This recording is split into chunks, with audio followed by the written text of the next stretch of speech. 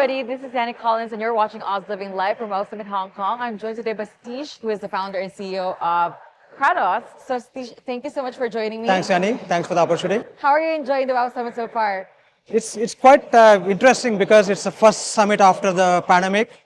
There is a lot of like-minded people that have come in here from the Web3 world.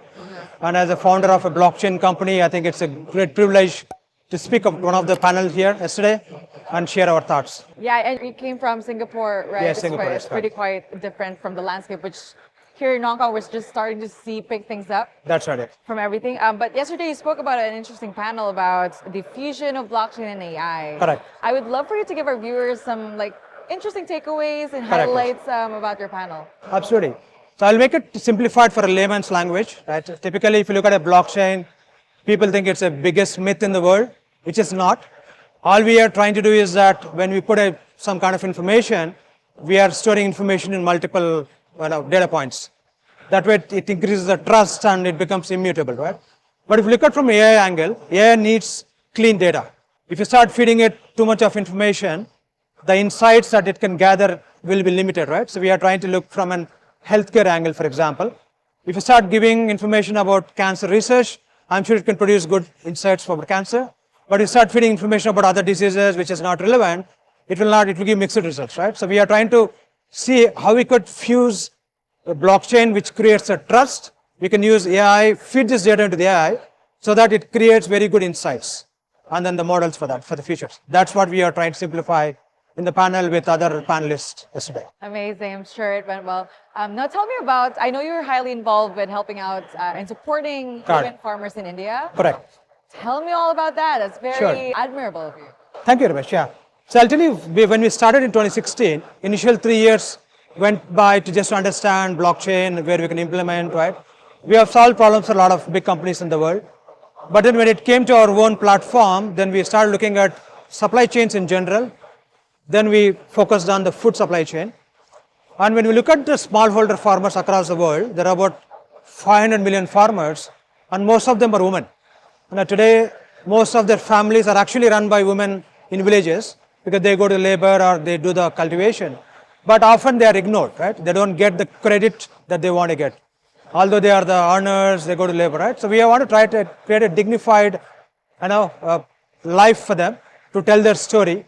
So in the northeastern part of India, where they produce the highest quality of curcumin in the form of turmeric, so we are basically helping them to be able to tell their story on blockchain and sell direct to consumers. So we cut down all the middlemen. So the impact, the social impact which we created is about, they got 20% more than what they would sell to a middleman. So that's the biggest change in their life.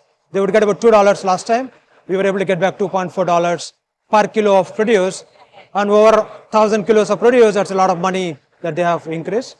And we also help them to process the turmeric into turmeric powder. That even gets more money for them. So the profits generated from the venture go back to the farmers also. So that's exactly what we have done. This is massive. This is revolutionary. Are you also planning to help out, farmers from other countries, yes, specifically in Asia? Tell me about your expansion plans.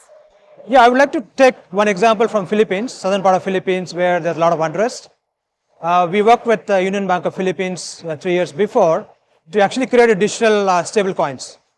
So one of the faction that they want to lay down the arms, but they really wanted to, there's no alternative source of income for them. They want to go for agriculture, especially the coffee. So we built all the tech around it through our food lens technology. Why is it food lens? Because we tell the behind the lens story about what happens, right? So we can tell a sustainability story of a woman farmer or somebody that's really going for the good in society. So we built the stable coins, and then we came out with a way so that they can use the stable coins to pay for their daily groceries or the education for the children. That's the impact we created in Philippines. But across the world, we are also live in Eastern Africa, in Kenya and Ghana, where the farmers actually export exotic flowers to Netherlands. So we are able to now get them extra premium because they can tell the entire story on a blockchain and create trust with the buyers there. So that's what we have done. Interesting. What other latest advancements or developments coming from Kratos that you're really, really excited about and you would love our audience to Yeah, when we looked at the blockchain, right, the latest trend is Web3. You get to see a lot of Web3 solutions around here. But being in technology for the last 7 to 10 years, and especially in blockchain, we actually created something called utility NFT. We created utility for NFTs. Earlier, we spoke about utility tokens 3-4 years before. Now we are trying to create utility, and I'll explain in very simple terms.